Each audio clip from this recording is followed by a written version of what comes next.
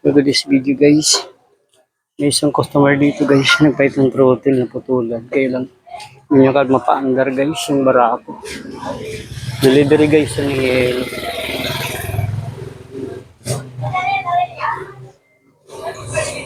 Dapat may pressure siya kung tutusin.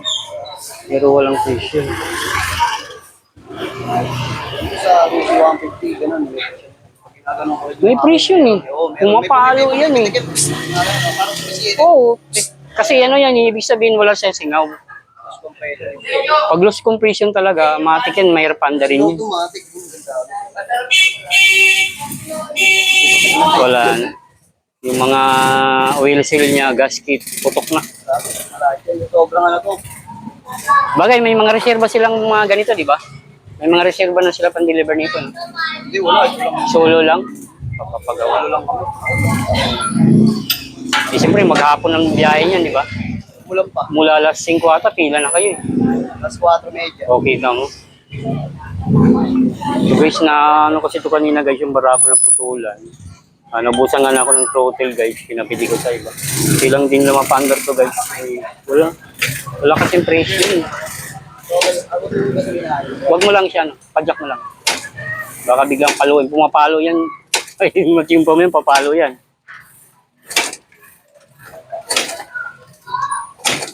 Dapat meron yung pressure eh. Kahit konti. Wala. Naka-neutral. Oo, naka-neutral naman yan. Yung ano, yung gasolina, naka-open na. So guys, hindi ko pa under pa guys.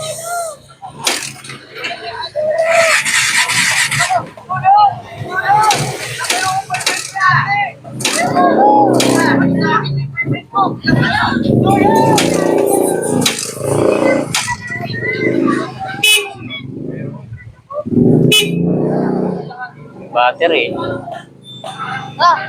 Dapat may kunting palo eh. Meron. Wala. Ayun, wala. Hindi, naglulos lang yan. Meron siya nagbumisin.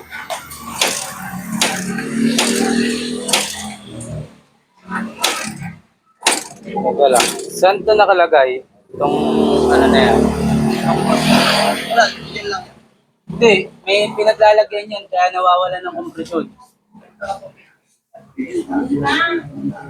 Sinisigawan ko naman eh.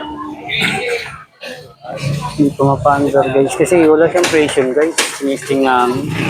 Dapat may kunting pressure yun. Kaya mahirap siya pa-under. May kuryente yan guys. Lakas ng battery. Bubusin. Hindi ko mapa-under guys. Nagkakot sila ng guys. Yellow.